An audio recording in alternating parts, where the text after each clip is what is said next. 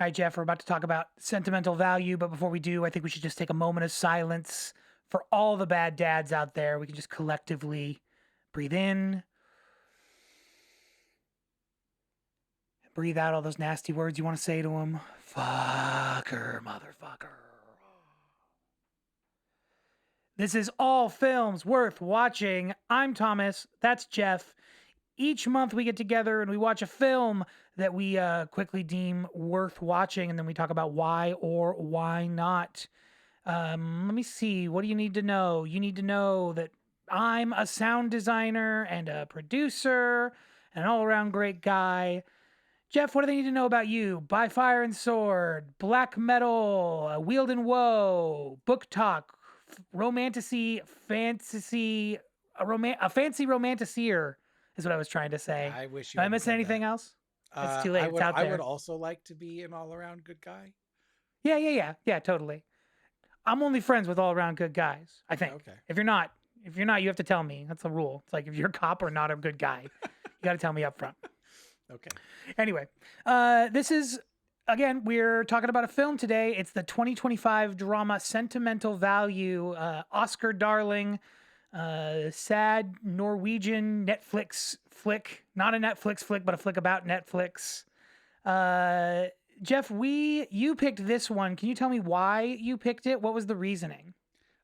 The reasons are shallow. I remember reading its name a lot of times during like the Oscar buildup as being a movie that people need to see because I think it got like 9 nominations or something, which is quite a few.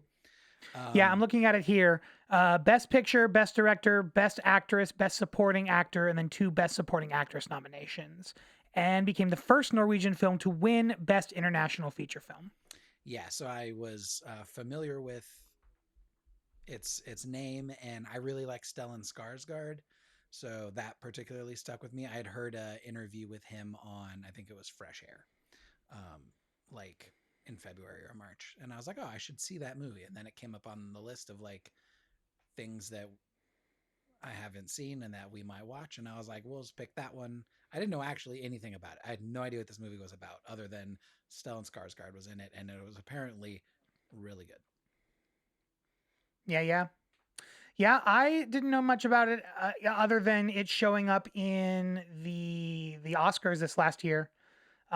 There's a Conan O'Brien bit where at the open the Oscars where he's being chased by the kids from Weapons, like through different movies, and so there was one moment where he like stops and like they superimpose him sitting opposite Stellan Skarsgård and like having like deep conversation in Finnish, I should say. And at the end, he's like, "I can't believe I stopped my whole thing. I learned Finnish for this. What a waste!" And the kids like chase him out. They move on to the next thing. Is it in Finnish? Like they Is it? because this movie is in Norwegian. Oh, my bad. God I damn was it. like, whoa, they superimposed the bit into Finnish for this. No. I just like came in. All the last hour when I have anxiety about things, I was like, "This is Norwegian. It's not Finnish. It's not Finnish. It's Norwegian. It's not Swedish." They talk about that other lady is from Sweden, but it's Norwegian, and I immediately fucked it up. Which is why nobody pays me to do this. I think it's the only reason, if I'm being honest. Anyway, worth watching, Jeff. Yes or no? What do you think? If you're looking for a movie that's going to like change the way you view the world, no. But if you want to watch 2 hours and 15 minutes of incredibly good acting, yes. Yeah, for sure. I think it's worth watching if you're into movies, and I think that Yeah. it's made definitely for an audience that's into movies. I think that it's not a criticism of this movie necessarily, but it does kind of bum me out that like s- because of the way things get funding now, it feels like they have to like hit quadrants. You know what I mean? Like you can't just have a drama about somebody. If it's a drama, it also helps if it's a drama about a guy making a movie because all of the movie makers are going to watch a movie about what it's like to make movies. You know what I mean? Sure. Yeah. So there's that aspect of it, which is like it doesn't hurt this film, but just like if we saw more things of this quality just about everyday things as opposed to like every other one being about Hollywood and like what it's like to get funding for your Hollywood picture, or like what it's like to make a movie, or what it's like to like not get your screenplay written or Hmm. taken seriously. You know what I mean?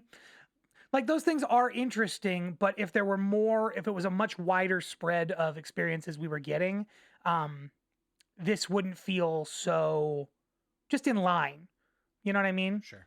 Like that part of it, it feels Oscar baity, you know, because it's like, oh, the people that vote on the Oscars make this, you know. So, and the markets have gotten so the margins have gotten so small that this. I mean, I don't know. Let's see. Let's look at the cash according to Wikipedia here.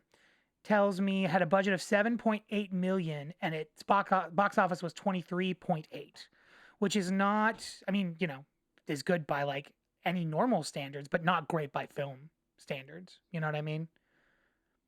I think it's how you compare it to your budget. That's a 300% return.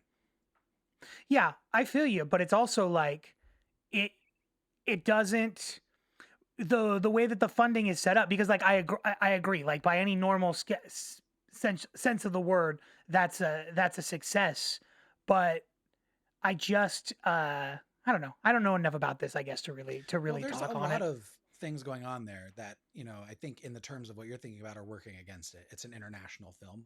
Half of it is in another language. It probably was an art house darling and did not make it to like the big run theaters. And yeah, it had a sub $10 million budget. So even its marketing budget was probably, it was, I think it was probably banking on the strength of its cast and its author in an international market versus an American market. So I think there's a lot of factors in there. But did it dwarf Minions? No, it did not.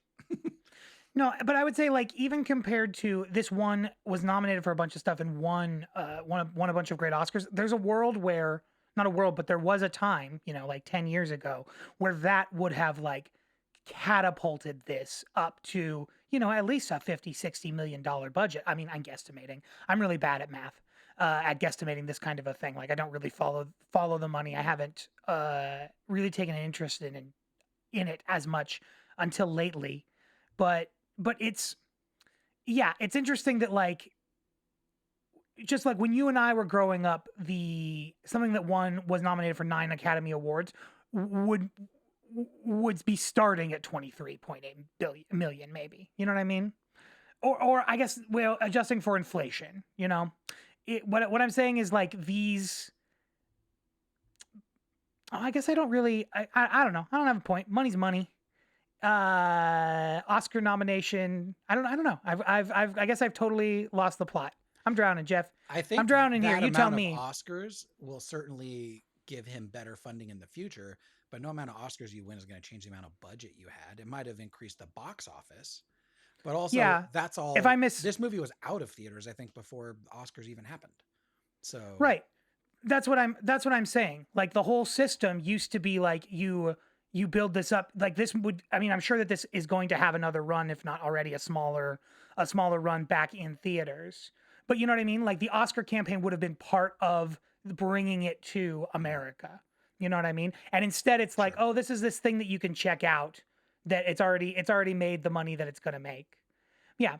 I Yep. would just like I mean, I'm not the dork to talk about it, but once things win Oscars, there was a time where that was like that secures funding to the next thing, but it also like it puts that film into the national consciousness. Sure. And now things are so fractured that winning an Oscar doesn't necessarily do that anymore. You know what I Yeah. mean? It's just another blip.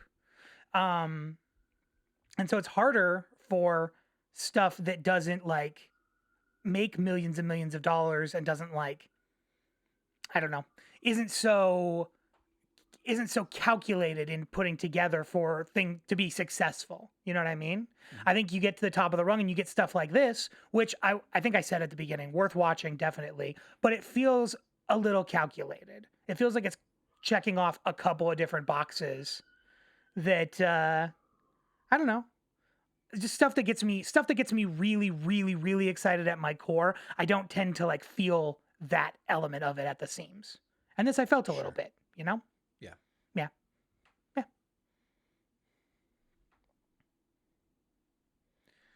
Well, Jeff, my dude, this one's yours. Are you gonna walk us through the plot? Oh no, I didn't have the page open. Oh, I'm sorry, buddy. Do I need to do it? I have it in front of me. Yep. I have a lot of thoughts, What? but I don't have the page up in front of me. I was not prepped for that. Dude, you make me watch Norwegian films and then tell you about it. All right, here we go.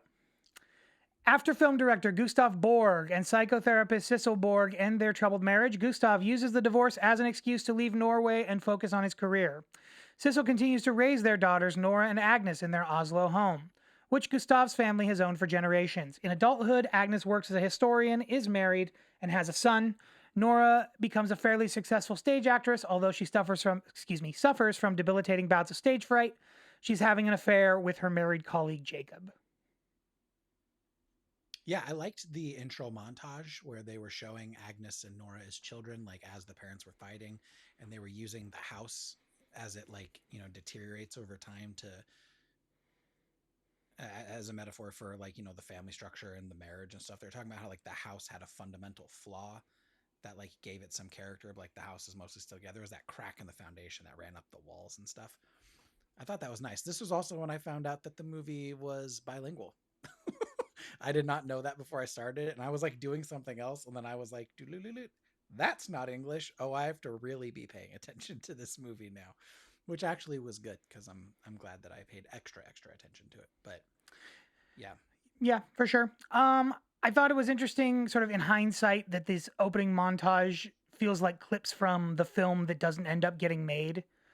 There's sure. there's these like weird there's these like weird pauses. I think there might be digital silence, or they might just like sit in the scenes before they transition to these transitions in a way that like feels uncanny.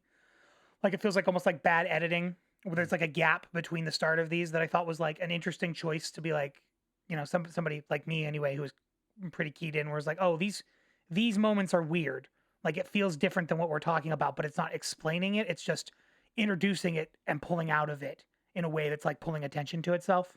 And then sure. later on, I was watching, whatever actress, the American actress. I was Elle like, oh Fanning. yeah, I can see. Sure.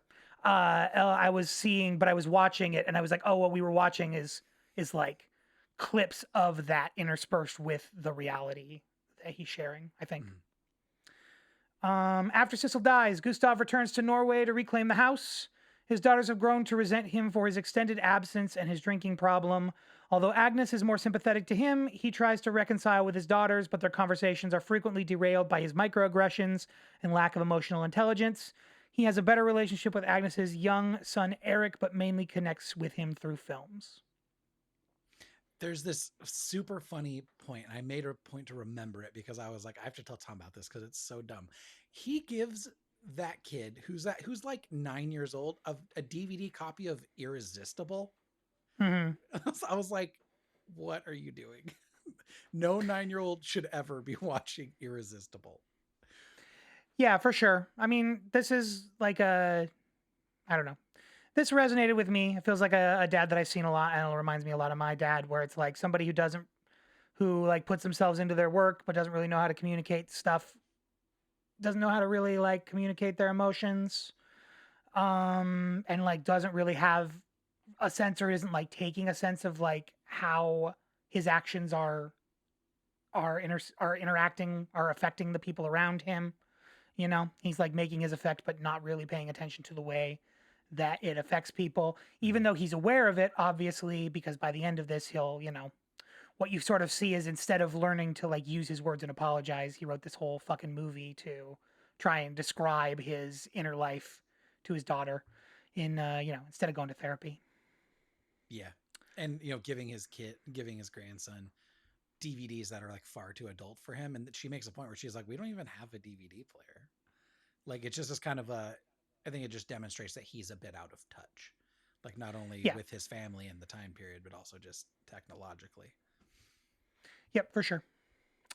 After encountering American actress Rachel Kemp at the DeVille American Film Festival, he offers the role of Karen to her. The inclusion of Kemp's star power in the project convinces Netflix to finance the project. The production grows troubled as Gustav openly resents working with Netflix. When he visits his longtime cinematographer, Peter, to ask for his collaboration on the film, Gustav is shocked at Peter's frailty and poor health.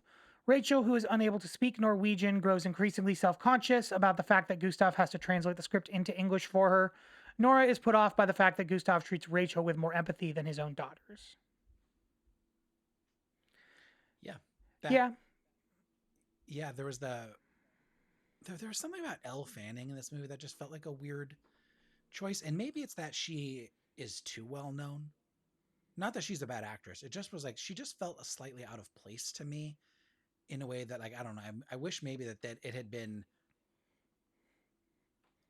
an actress that just, I guess, didn't have so much face card with everybody. It just, I don't know. She was good, but it just felt a little out of place for me. I couldn't really put my thumb on it, but yeah. But I mean, I guess if you could make the argument that that's sort of the point, right? Like she's playing a face that gets the funding yeah. and everything gets rebuilt around her, and that's why it's wrong. It's because it's like built around the face as opposed to the story he's initially trying to sell, which is why, I mean, we'll get there, where they just like they end up feeling that it's not working. Mhm. To understand her father better, Agnes visits the National Archives of Norway to read her grandmother's statement to the post war government about her torture, which she otherwise refused to discuss with anyone. Sensing that Karen passed on her generational trauma to Gustav, Agnes reads Gustav's script. She realizes that while the film's plot is inspired by Karen, its emotional arc reflects his sincere regrets about his broken relationship with Nora. Agnes is particularly struck by the final scene. It is revealed that Nora's own suicide attempt, which she never shared with Gustav, is depicted with striking similarity within the script. Agnes pushes Nora to read the script, which she finally does. Moved by a sense of understanding between herself and her father, Nora finally agrees to join the film. This summary is Yeah. like skipping so much stuff. It's wild how much it's missing in here. There's This movie does an interesting thing that I struggle with in movies that are about art or about artists, in which everybody who is depicted as being some sort of successful artist is also some sort of giant asshole in their own way. And we get that with Gustav, where he basically abandons his family to go make movies. Um, Nora is, uh, a apparently somewhat neurotic, successful stage actress for the National Theater in Oslo, which, like, awesome. Um, but she has some issues for sure. Um, and it made me think about, like, some of the stuff in, speaking of Vincent Castle, Black Swan, where it's, like, she's a ballerina at this huge ballet. She's also kind of crazy. And there's just an interesting thing to me about how, like, people who are successful at art are often depicted as being not on level footing a lot of the time. And I wonder what that does about the perception of artists. At least it always strikes out for me. And there's an interesting thing for me about the theater specifically, but yeah, I just thought that it was interesting in the fact that, like, the daughter who grew up or who seemed to be well adjusted was not in the arts. She was originally, and then she left. So I don't know. I don't know why that was such a thing for me to grab onto there, but I definitely caught on to that and was like, that's so weird that everyone who's good at art is a dick some way. But Yeah. That's one of my, I mean, that's my thing about this. Like, it wouldn't bother me if we were watching other movies about, you know, if we see, if we saw other movies about the arts that weren't about like tortured dickheads creating more tortured dickheads, you know? mm, Uh, yeah, it's like it's definitely true, and like it resonates because there's a lot of people that like pursue the arts, get into it because they have a lack of a sense of control because of their their home was so emotionally turbulent, right? I just listened to somebody on a podcast. I think it was the Blank Check podcast. Somebody was saying that film um film is like you're living in a fantasy world the entire time you're doing it, but it also is to create it, it's a series of like detailed meticulous actions that all have to work harmoniously together.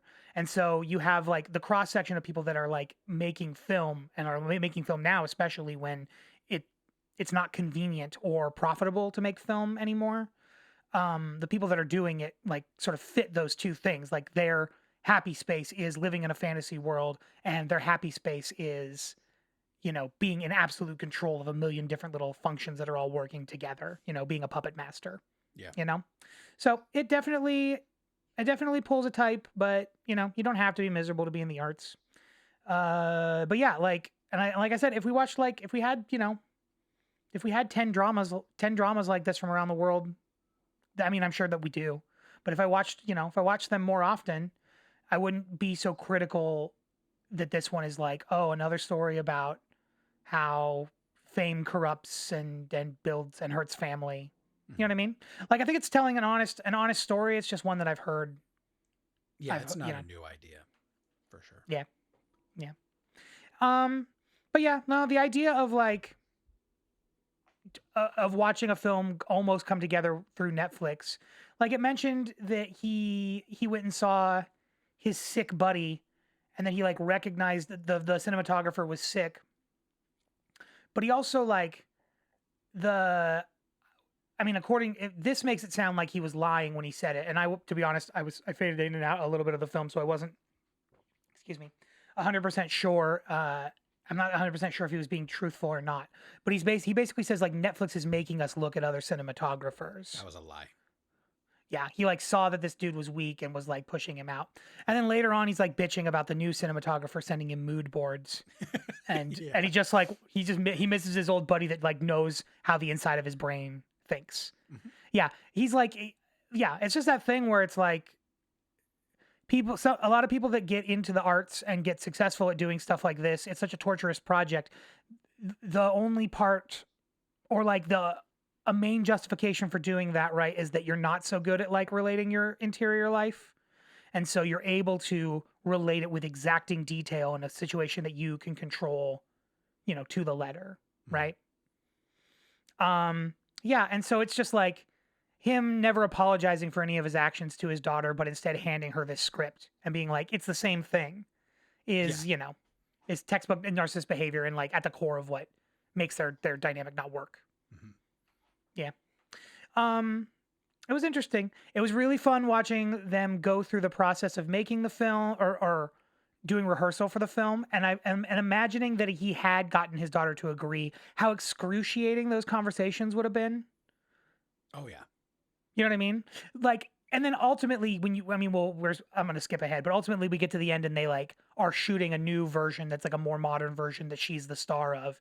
Hmm. And they're like, they never talk. I mean, we only watch the one sequence, but they finish and he doesn't say anything because he doesn't have to say anything. Yeah. He You know just what I says mean? perfect. I'm Yeah. like, yeah. Yeah. She does this amazing take, and he's like, cut. Perfect. And that's it. Yeah. They just like stand there and look at each other. Yeah. Anything else before we this last paragraph is where we just talked about. Gustav finds the money to finance the film by selling the family home, which is shown with new furnishings in a more modern style. Sometime later, production moves forward with the film taking place on a soundstage that replicates the familial Borg home. Nora performs the climactic scene with Eric acting as her son. After the final take, she exchanges a wordless, understanding look with her father. Yeah, which we just all talked about, or we just talked through basically. Let me think. The only other thing that, um, sort of her relationship to people being defined by her relationship to arts and the performance.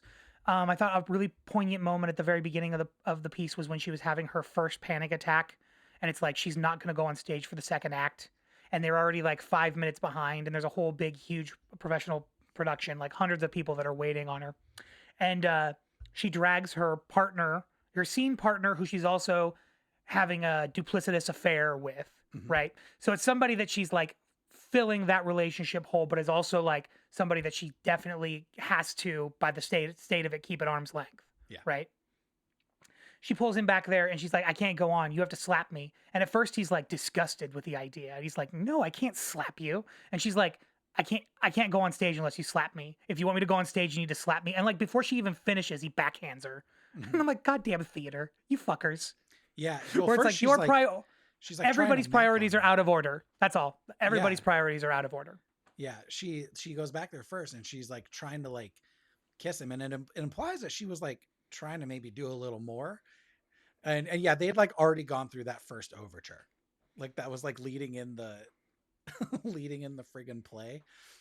And they have to like bring her back up there as she's like tearing the costume off, and then they play the music again for her. And I was like, this person would be fired so quickly. Like, so annoying. But yeah, that was the thing where I was like, oh, this is, she's one of those, she's in the arts, so she's clearly some sort of like knucklehead all of the time. But then she goes out For and sure. gives like an amazing performance, and everyone's like throwing flowers and shit at her. I'm like, aha, yeah, Yeah, and it I'll was deal with her. and it was like her. She has like a Netflix series or something that she is sort of a name. She Like had a that's, I show, mean, yeah. yeah, that was part of the reason that her dad approached her about the film in the first place is that he thought he could get funding using her. You know. Hmm. Let me think. What There was else? also Oh a yeah, really good scene, and if I then can jump in. yeah, she. Oh, hold on. Say again. There's also this really good scene where he's trying to get Eric to be in the movie, and Agnes is like, no. And Gustav is like, oh, but we had such an amazing time together. It was one of the best memories of my life. And she's like, that was so long ago. Your best memories with me are from when I was a kid, like forever ago. And only because we were involved in the same movie, you know? And it's like, wow, she has a lot of really good moments with him. And the like her willingness to attack him head on rather than like just snipe at him back and forth like Nora kind of does. I think is, I don't know, I really liked her. I liked that scene a lot. Right. I mean, Nora is still like wrapped up in her feelings. She hasn't really done the work to. So like every time she sees him, it's like a fresh wound. Like the Mm-hmm. first time she realizes that he and I are they're both staying at the same house. He's like coming through the front door, and she grabs she grabs a pot from her mom's stuff or something like that, and It was like a runs vase. out into Yeah. the woods. Mm-hmm. Yeah. And just like runs out into the woods rather than dealing with him. It's like a fresh wound for her because she never dealt with it, which is like definitely why she's having panic attacks about going on stage. I mean, because they both essentially have the same fundamental character flaw, which is that they're trying to fill the hole that was left from lack of human connection with the connection that you get from that you get through working in the arts. You know what I mean? Where Mm-hmm. it's like it simulates that same connections, but it's not really the same thing. Like your crew feels like a family while you're working, but they're not really a family. You're not really a family at the end of the day, you know. And the crowd that's going to stand up in line and talk to you afterwards is going to like fill you with affection and feel like they know you, but they don't really. And so Mm-hmm. all of that stuff feels hollow. Yeah, one of the more resonant moments for me was when I think she was going on stage she was Hamlet, I think is what she was saying. She was playing Hamlet and got off stage and like couldn't go or didn't want to. Her dad didn't come, which is the only person that she wanted to come to the show. Her sister and her husband invite her to a drink, but before they can even like get through the offer, she's being swarmed by people that want to like sing her praises, and Mm-hmm. she immediately falls into the worst depression. So much so that she like quits the show essentially. I mean, she calls in sick, but you Mm-hmm. can't do that in theater. That's quitting, Yeah. more or less. Yeah, and that really resonated with me. Like I feel that all the time where because I like, I mean all of this feels really truthful. They are definitely talking about stuff that I deal with where like I'll finish a big exhausting project and I will feel an emptiness that is like, oh, I really thought maybe a part of me, I guess, subconsciously really thought that doing a good job at this project this time was going to be the thing that made this feel better. And when all that goes away, when all of the chaos and all of the turmoil and all the adrenaline is over, you're still as empty or sad. You still have all the same things that were going on with you bef- now that were going on before. uh, and it's easy to spiral. Like I've done that a couple of times this year, to be honest. Like finished up a show and just had the fucking day where I like didn't move. Mm-hmm. I mean, I don't make any fucking money, so I had to go back to work on Monday. But yeah, samesies, you Norwegians, samesies. Anything else from you, Jeff? Before we close up this, uh, the plot of Sentimental Value, at least. Fact check me, but I'm pretty sure all of them except Elle Fanning got a nomination, didn't they? Oh, I don't know. Let's see. I think Um, Skarsgård. Nora and Agnes did. I don't remember if Elle Fanning did. Well, I don't have my character, and I'm never gonna be able to pronounce their name. So Skarsgård got a nomination. Fanning did get a supporting Oh, nomination. did she? Good for her. Yeah, and it looks like Lilius, who I'm assuming is the second daughter, or the daughter Agnes. that was in the Holocaust film. Yeah, Yeah, Agnes. because also it was nominated for Best Actress, which would definitely be Nora. Yeah. Good for them. yeah. That's deserved. Well deserved. Yeah. Yep, it was really emotionally effective. It was cool. It was good stuff. Yeah. Um yeah, cool. I don't think I have anything else. Do you want to make some suggestions and then blow this popsicle stand? Mine, I'll go first. Let me find it really quickly. Um, this film really had me thinking a lot about like what it takes, like the process of making a film and what that is and what it is that somebody does when they like put together a film and present it to you. And a book that really helped me contextualize that process was, oh my gosh, is it called The Blink of an Eye? Give me a second. No, I'm never going to be able to find it. Hold on.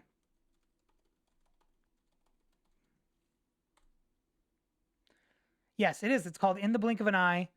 It's by a guy named Walter Murch, who is a pretty famous. He's done a lot of film stuff. He's a director, an editor for a lot of major projects. He's done a lot of big sound design things. Was his real big stuff. He did Apocalypse Now. He did The Godfather. He like Mm-hmm. invented new stuff, new processes. But he has this book called In the Blink of an Eye, which is him sort of talking through it's essays that are talking about the process of film editing, and it's really interesting. There's one thing that really stuck with me from when I read it the last time is like the idea of when you're when you're telling a story, you're curating reality, and film you're curating it very specifically. It's like you're leading a tour and you're like pointing at things for like, not only are you pointing out things, you're pointing out things for like exactly how long people are going to look at it. Mm-hmm. It's like, notice this thing about this scene for exactly this long, and then notice this thing, and then notice this thing, and then notice this thing. Mm-hmm. Yeah, it's just as a really interesting book that give you some really interesting insight on like how film as a narrative cuts together and how it's different than other forms of storytelling. So that's what I would suggest. Again, In the Blink of an Eye, Perspective on Film Editing by Walter Murch. I would recommend a book by an actor named Simon Callow called Being an Simon Actor. Cowell, No, Callow. sorry, Good joke though. with the Simon with the Callow. with the tiny Gap shirt, right? Judgy on Ozempic now, so even tinier with the Gap shirt. No, Simon Simon Cowell? Cowell. I don't pay Yeah, any attention to Simon Cowell. I don't know anything about what he's doing. yeah. I told you everything. I think that I know anyway. He's on Ozempic. That's Oh, it. He okay. looks like a zombie. Okay. Anyway, go ahead. Anyway, so it talks about his come up as an actor in like Ireland and London in like the 70s and early 80s. Really, really fascinating stuff about just as far as like the process of the theater and stuff like that and getting funding and things like that. I thought that book was really, really interesting. I also think everybody should go watch Black Swan, The Wrestler, and Perfect Blue because those are also a lot of good movies about artists. I mean, The Wrestler, you might call it a sports movie, but I don't think it is. Sure, sure. If we're going broad, where it's like tormented professionals, like Sure. you can sort of like any director can be like, oh, this tormented professional is just like me. Tar Sure. is another one that I'd add to that list. Have you seen Tar? Mm. Oh, dude. Okay, well, if the idea of following around a bastard in the arts doesn't bother you too much, I think that might be the film that we watch next month. Tar. Tar is about oh god, who is? Give me a second. Let me just pull it up because I'm terrible with names. I don't know why I ever agreed to do this podcast thing. I should know everybody's names. Kate Blanchett starring as a world renowned conductor that gets into some bullshit. Oh, okay. Uh, yeah, yeah. It'll be a good one. I think you'll dig it. I thought you were going to recommend the Kate Blanchett Bob Dylan movie. I'm like, I have zero interest in watching that. But Is that the one where like a bunch of people play different Bob Dylans, or they all play Bob Dylan but they're different actors? no, I don't think so. I think What she's movie am Bob I Dylan talking the about? whole time. Hmm. That sounds interesting. No, I don't need to watch anything about Bob Dylan. Okay, Um, I'm glad we agree. I have I have no opinions. He can go electric, he can go acoustic, he can mumble to himself in the corner. That's fine. Good Yeah, for him. I'm not interested. I am interested in Kate Blanchett though, so let's do it. Yeah, yeah, dude. You'll if you're into Blanchett, you're gonna love to hate her as Lydia Tarr. Let's do it. All right, cool, great. All right, you heard it here, folks. We're talking Tar. We're gonna get our Tar on next month. So be here, all you Noob Nation and Jeff heads. Come here and get tarred and re-educated and Noob feathered Noob and Nation untarred. gets me every time. It's good. We're gonna take over the world. I just It's gotta so make funny. shirts.